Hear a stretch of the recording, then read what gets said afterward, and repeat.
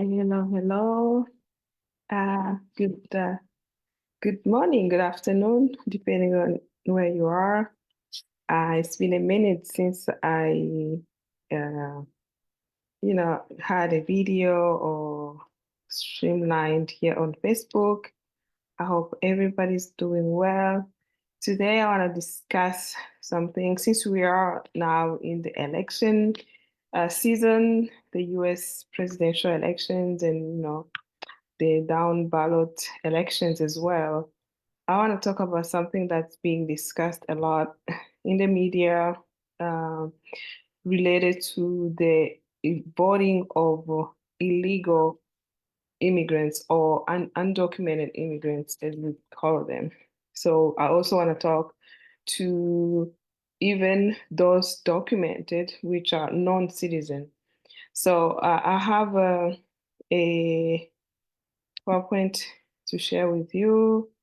So without wasting any time, let's go over it. I would like to let you guys know that this was actually a study that was conducted by one of the organizations that one of the sorry, one of the conservative organizations. They had a study, they really did a research on this to show or to see if there is any um, numbers or cases of illegal voting or voting without being a US citizen. So first, let's go into the legal part of it. So technically or basically, anybody who is not a US citizen, either a US born citizen or a naturalized citizen, is eligible to vote in federal elections. Now, we know in the United States, we have federal elections and then we have state and local level elections. So, in general, a non-US citizen is not allowed. It is actually illegal to vote in those elections. However, as you will see, some states explicitly allow or prohibit uh, the voting of non-citizens. So, in some cases, like the District of Columbia, DC, and some municipalities have, in the states, have allowed non-citizens to vote in local elections. 6 states approved ballot measures related to citizenship requirements for voting. So, some states have explicitly required someone to show US citizenship in order to be eligible to vote. Some of them is just implicit. But in all, none of the states allow voting of illegal migrant. So let's move on to the next slide. Um, okay, that's better. Okay. So now, what are the legal consequences of non-citizen voting in federal election? It is a federal crime for non-citizen non-citizens to vote in federal elections. It's also a crime under every state laws.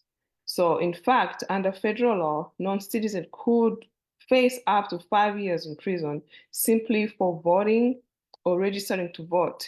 So, and since I am an immigration attorney, and for those who don't know, I am an immigration lawyer.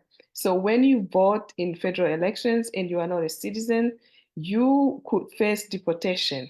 So there may be a waiver, but it's very hard to overcome registering and voting in any elections, either federal or state election. So when you go to file for any immigration benefit, being a green card or a citizenship, there's always that question: have you ever registered to vote in any state, federal, local elections? If you say yes on that question, then you have to explain what are the circumstances, and then you are inadmissible. If you are inadmissible, then there may be a way to waive or to pardon that action you did, depending on your intent, if you intended to vote or if it was something that was done without your knowledge. So, but generally, if you vote or if you register to vote in any of the state, federal, local elections, you will be eligible for a green card. You will be ineligible. You will not be eligible for a green card, and definitely you will not be eligible for U.S. citizenship. So that's something to very pay attention to. Um, this some of this is just some of the policies some states have taken requiring a state ID and proof of U.S. citizenship.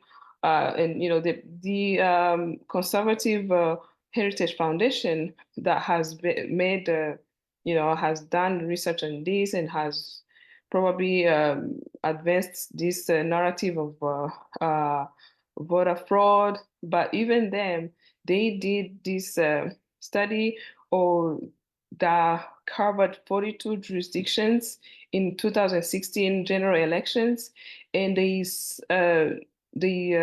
analyzed 23 million votes and only found 30 incidents of suspected non-citizen voting. So that's like 0.00001% of votes cast. And that's also, it was not even confirmed. Those were suspicions. So the narrative that there is a non-citizen voting or undocumented immigrants or illegal immigrants voting is basically false, because if you are out of 23 million votes in 42 jurisdictions, you only find 30 incidents of suspected non-citizen voting. That's not really a statistic. That's not the data supporting any of voter fraud by undocumented immigrants or even non-citizens. So in these cases, they also reviewed, some of they went even into details to review most of them.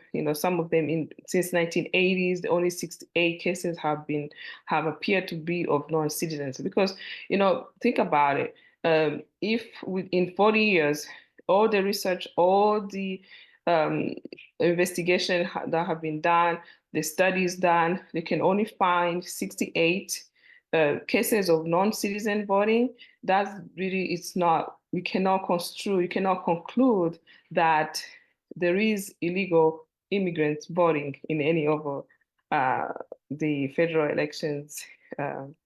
So I also wanted to, in cases where sometimes, and this is some issues we come across, some people who back in the day, they were, this thing of immigration was not an issue, and people will have a green card for years. You'll be here with a lawful permanent residence, and you think, oh, I'm here, I'm a citizen. I have been here for 20 years. And then somebody will tell you, oh, it's okay, you can go and vote. But you are not eligible to vote. So in those cases also happen. There's a case of this 7-year-old woman who was encouraged to vote by a fellow church member because they thought, you've been here a long time, you can go ahead and vote. But of course, that was not legal, but the intent was not there. So this woman did not intend to go and vote or to defraud the system. So those are cases that happen sometimes, and those might be the case among the 68 in 40 years that were found from non-citizen voting. And if this case happens and this 7-year-old woman applies for citizenship, they will ask her, have you ever registered to vote in any federal, state, local elections? And of course, she will say yes. And in this case, case by case, the examiner will say, well, you did not intend to do that, so they will pardon you, they'll give you a waiver. So I saw online on X, someone say, this person was forgiven for voting or registering to vote. Oh my God, this is wrong. So it's a case by case situation. So also always intent matters in the circumstances that in which this person may have registered or even voted in any elections. But the rule of thumb is, or the law is, it's a felony to vote, to register to vote and vote. So and it's by federal law, it's a felony, and you not only will you face deportation, but you also face serious criminal charges. So anyway, so that's why I wanted to really debunk the myth of the fact that there are so many illegals who are coming in the United States and who are voting and who will be voting in the general elections. That myth has been debunked. Even those who um, really raised the issue, including the Heritage Foundation, they have done their research. They have, conducted studies. They have searched through uh, prior votes, and they only found a few. It's not even 0%. It's not even 0.00. It's 0.00001%. It's only 30 cases out of 23 million votes in 2016 federal or general elections. It's only 68 cases in the last 40 years, since 1980. So this is not an issue. So immigrants, they are not here to break the law. They know they have to follow the law in order for them to later become a citizen so they can be able to vote. So that's what I wanted to talk to you today. I really want to hear you can go ahead and review this a rich PowerPoint presentation we have prepared for you. And if you have any comments, if you have any thought, please don't feel free to share. I'm glad to do this video here on Facebook. It's been a while, and let me wish you a happy. Let me stop sharing. Let me wish you a happy weekend, and I will see you soon. Thank you. Bye.